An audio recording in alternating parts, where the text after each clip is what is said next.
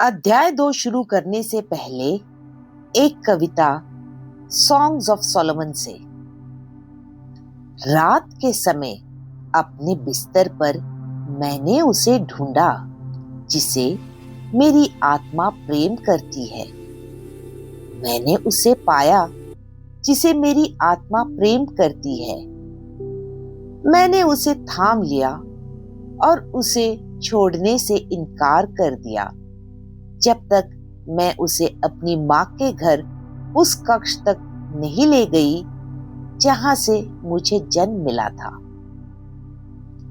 Bible की इस कविता में प्रेम और मिलन को कविता के रूप में बताते हैं।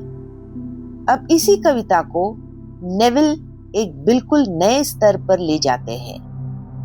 अध्याय 2 में हम देखेंगे कि नेविल इस कहानी को चेतना और अवचेतन से मिलन के रूप में कैसे समझाते हैं।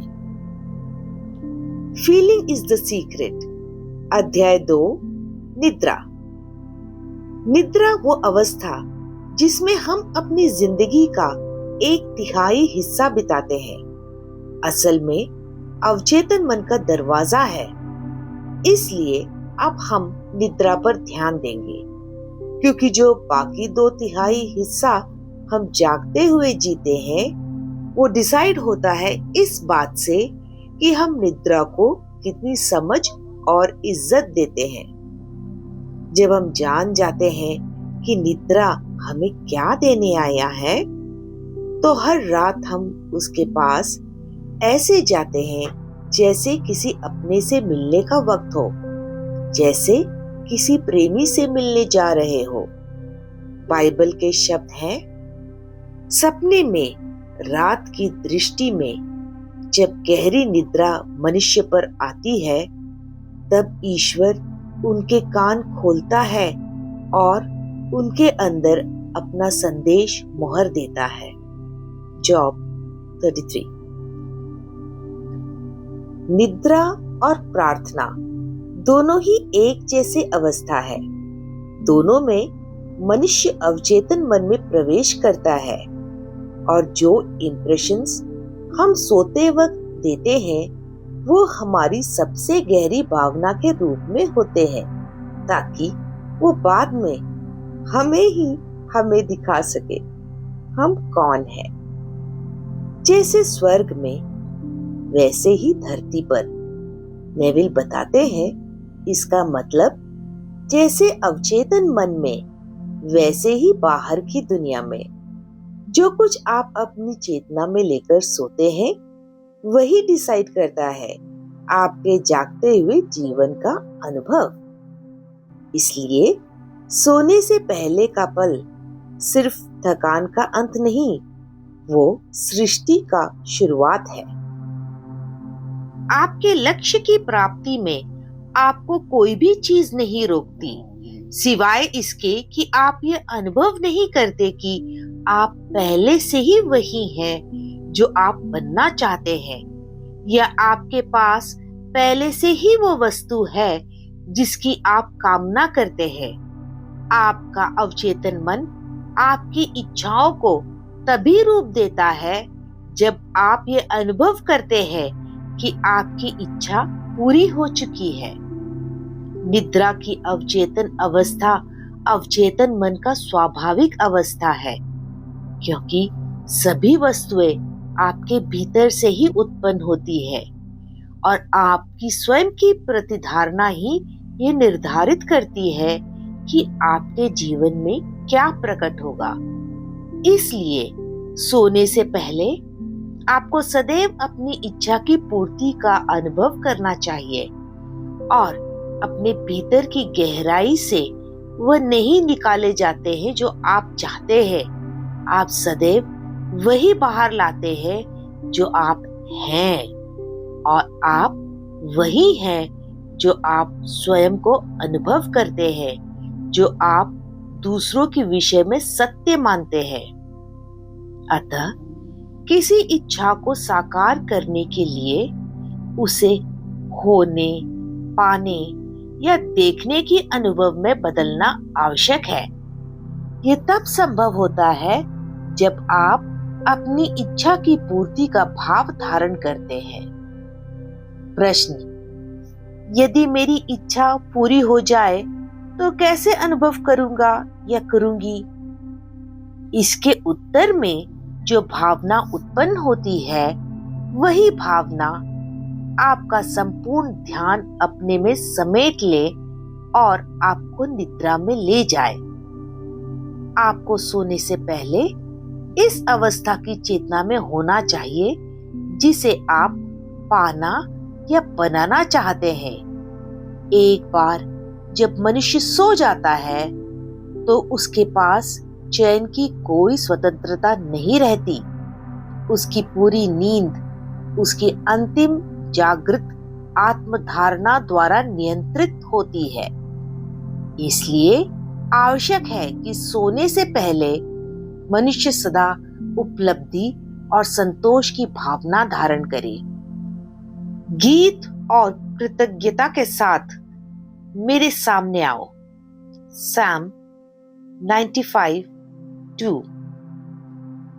कृतज्ञता के साथ उसके द्वार में प्रवेश करो और स्तुति के साथ उसके आंगन में। Psalm 104। निद्रा से पहले आपका भाव उस चेतना की अवस्था को निर्धारित करता है जिसके साथ आप अपने शाश्वत प्रेमी अवचेतन मन की उपस्थिति में प्रवेश करते हैं। अवचेतन मन तुम्हें ठीक वैसे ही देखती है जैसे तुम अपने आप को महसूस करते हो। यदि सोने की तैयारी करते समय तुम ये भावना धारण करते हो और बनाए रखते हो कि मैं सफल हूं, तो तुम्हें सफल होना ही होगा। पीठ के बल लेटो ताकि तुम्हारी सर और शरीर एक ही स्तर पे हो। अपने आप को उसी तरह महसूस करो जैसे अपनी इच्छा को पहले से ही पा चुके हो और फिर शांति से अपने आप को अचेतन अवस्था में ढीला छोड़ दो। शास्त्र कहता है, जो इज़राइल की रक्षा करता है वह न सोता है और न ऊँघता है। फिर भी लिखा है, वह अपने प्रेमी को नींद देता है। अवचेतन मन कभी नहीं सोता। नींद वह द्वार है जिसके माध्यम से जागृत सचेत मन रचनात्मक रूप से अवचेतन मन से जुड़ जाता है। नींद रचनात्मक क्रिया को छुपा लेती है और बाहरी संसार उसे प्रकट करता है। नींद मनुष्य को अपने अवचेतन पर अपने ही बारे में बनाई हुई धारणा का छाप डालने देता है। सचेत और अवचेतन के इस प्रेम पूर्ण मिलन का इससे अधिक सुंदर वर्णन और क्या हो सकता है, जो सॉन्ग्स ऑफ सोलोमन में कहा गया है और जिसे हमने अध्याय शुरू करने से पहले कहा भी था। रात को अपने बिस्तर पर मैंने उसे खोजा जिसे मेरी आत्मा प्रेम करती है। मैंने उसे पा लिया जिससे मेरी आत्मा प्रेम करती है। मैंने उसे थाम लिया और उसे तब तक नहीं छोड़ा जब तक मैं उसे अपनी माँ के घर उस कक्ष में नहीं लेकर गई जहां मुझे जन्म दिया गया।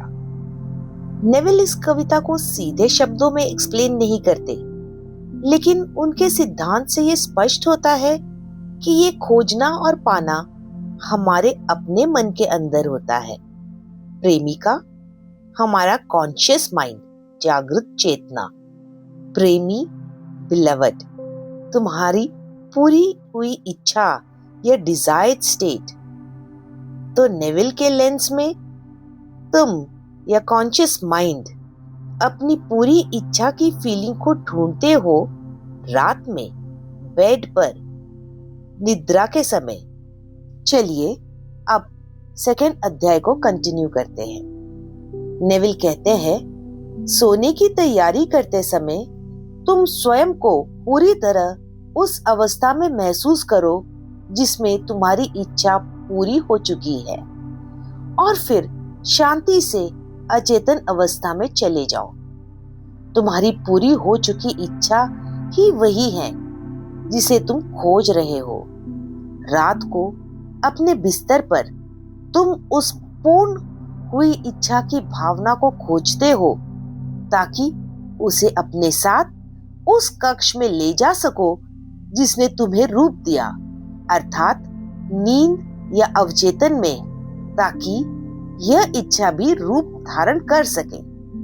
यही तरीका है अपनी इच्छाओं को खोजने का और उन्हें अवचेतन में स्थापित करने का।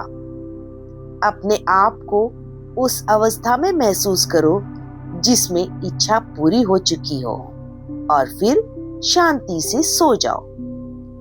रात दर रात तुम स्वयं को वही बनाने, वही पाने और वही होते हुए देखने की भावना में रहो जो तुम प्रकट होते देखना चाहते हो। कभी भी निराश या असंतुष्ट भावना के साथ सोने मत जाओ। कभी भी असफलता की चेतना में नींद मत लो। तुम्हारा अवचेतन, जिसकी प्राकृतिक अवस्था नींद है, तुम्हें ठीक वैसे ही देखता है जैसे तुम स्वयं को मानते हो, और चाहे वो धारणा अच्छी हो, बुरी हो या तटस्थ, अवचेतन उसे निष्ठापूर्वक बाहरी संसार में प्रकट कर देता है। जैसे तुम महसूस करते हो वैसे ही छाप तुम उस पर डालते हो, और वह एक पूर्ण प्रेमी की तरह इन छापों को रूप देती है और उन्हें अपने प्रिय की संतान की तरह बाहरी संसार में प्रकट करती है। तू पूरी तरह सुंदर है मेरी प्रेमिका, तुझ में कोई दोष नहीं। सोने से पहले इस भावना को धारण करो। बाहर से जो दिखाई देता है उसको नजरअंदाज कीजिए और अंदर से महसूस कीजिए कि चीजें बिल्कुल वैसी ही है जैसे आप चाहते हैं, क्योंकि लिखा है वो उन चीजों को भी बुला लेता है जो अभी दिखाई नहीं देती, जैसे कि वो पहले से ही मौजूद हो। जब आप संतोष का एहसास मान लेते हैं तो आप ऐसी परिस्थितियों को जन्म देते हैं जो उस संतोष को बाहर दिखाती है। चिन्ह पहले नहीं आते, चिन्ह बाद में फॉलो करते हैं। आप जो हो उसका सबूत पहले नहीं मिलता है, वो आपकी चेतना के बाद आता है। आप एक शाश्वत स्वप्न दृष्टा है जो अस्थायी सपने देख रहा है। आपके सपने तब रूप लेते हैं जब आप उनकी वास्तविकता का एहसास अपना लेते हैं। अपने आप को सिर्फ अतीत तक सीमित मत कीजिए। जब ये जान लेते हैं कि चेतना के लिए कुछ भी असंभव नहीं, तो अतीत से परे की स्थितियों की कल्पना करना शुरू कीजिए। मनुष्य जो कुछ भी कल्पना कर सकता है उसे वास्तव में जी भी सकता है। जो कुछ भी आज बाहर दिख रहा है वो पहले अंदर अदृश्य था। आपने उन्हें दृश्य इसलिए बनाया क्योंकि आप उनकी सच्चाई का एहसास अपना लिए हो। सृजन की प्रक्रिया पहले कल्पना है और फिर उस पर विश्वास। इसलिए हमेशा सबसे अच्छा सोचिए और उसकी अपेक्षा रखिए। दुनिया तब तक नहीं बदलती जब तक आप अपनी सोच नहीं बदलते। जैसे अंदर वैसे बाहर, देश हो या व्यक्ति, सब वही होते हैं जो आप उनके बारे में मानते हैं। समस्या कोई भी हो, कहीं भी हो, किसी से भी जुड़ी हो, आपको बदलना सिर्फ खुद को होता है। इस बदलाव में न आपका कोई विरोध होता है न कोई मददगार। आपका काम सिर्फ इतना है कि आप अपने मन को उस सच्चाई का विश्वास दिला दे जो बाहर देखना चाहते हैं। जैसे ही आप अपने चाहे हुए स्टेट की वास्तविकता पर पूरी तरह विश्वास कर लेते हैं, परिणाम तुरंत आने लगते हैं और आपके विश्वास की पुष्टि करते हैं। आप कभी दूसरों को बदलने की सुझाव नहीं देते। आप सिर्फ खुद को यह विश्वास दिलाते हैं कि वह व्यक्ति पहले से ही वही है जो आप उसे देखना चाहते हैं। आपकी इच्छा का साकार होना सिर्फ एक तरह से संभव है, इच्छा पूरी हो चुकी है इस भावना को अपनाने से। विश्वास बदलता है तो व्यवहार और परिस्थितियां भी बदल जाती है। हर रात सोने से पहले खुद को संतुष्ट और निर्दोष महसूस कीजिए, क्योंकि आपका अवचेतन मन इस बाहरी दुनिया को आपकी भावनाओं के अनुरूप ही रचता है। दिन का जो हिस्सा आप जागकर जीते हैं वो सिर्फ इस बात का प्रमाण होता है कि आपने अवचेतन मन में क्या बीज बोया था। दिन की घटनाएं परिणाम होती है, कारण नहीं। आपकी इच्छा का सच होना पहले होता है, उसके बाद ही उसके साइंस दिखाई देते हैं। साइंस पहले नहीं आते, वो हमेशा बाद में आते हैं। बाइबल के शब्द में आज चुन लो कि तुम किसकी सेवा करोगे, जोशुआ 24:15। इसका अर्थ है आज आप कौन सी भावना चुन रहे हो। आपका अवचेतन मन सिर्फ आपकी भावनाओं से ही प्रभावित होता है और उन्हीं भावनाओं को रूप और घटनाओं में बदल देता है। इंसान सोचता है उसके पास पूरी फ्री विल है, लेकिन असल में उसके आज का कर्म उसके कल रात की विचारों और भावनाओं का परिणाम होता है। उसे बस इतना याद नहीं रहता कि घटना और उसके बीच का संबंध क्या था। अगर आपने अतीत में गलत भावनाओं को अपना लिया था तो पछतावा मत कीजिए। पछतावा करना मतलब उस बीज को दोबारा बोना है। बाइबल के शब्द है, मृतकों को अपने मृतकों को दफनाने दो, अर्थात अतीत को छोड़ दीजिए और उस भावना को अपनाइए जो अब महसूस करते हैं। अगर आप पहले से ही वही होते जो बनना चाहते हो, किसी स्थिति को महसूस करना ही उस स्थिति को पैदा करना है। इस दुनिया के रंगमंच पर आप कौन सा किरदार निभाओगे, ये आपकी खुद के बारे में धारणा तय करती है। जब आप अपनी इच्छा पूरी हुई महसूस करके शांत मन से सो जाते हो, तब आप अपने आने वाले कल के लिए खुद को एक मुख्य किरदार के रूप में तैयार कर देते हो। नींद के दौरान आपको उस किरदार के लिए तैयार किया जाता है, सिखाया जाता है और स्थितियां रच दी जाती है। अगर आप जागते हुए दिन की थकान, निराशा और प्रतिक्रियाओं के साथ सो जाते हो, तो वही भावना आप कल को रचते हैं। आपकी एकमात्र आजादी यही है कि आप कौन सी भावना के साथ सोते हो। विचार जो भावना के साथ लिपटे होते हैं वही सृजन करते हैं। जब आप जागते हो तो आप एक माली हो जो बीज चुनता है, और जब आप सोते हो तो वही बीज अवचेतन मन की मिट्टी में गिरता है। बाइबल के शब्द है, बीज जब तक मिट्टी में गिरकर मर नहीं जाता अकेला रहता है, पर जब मर जाता है तो बहुत फल लाता है।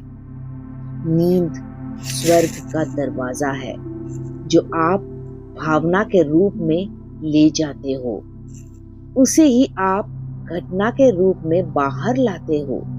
इसलिए इच्छा पूरी हुई भावना के साथ सोइए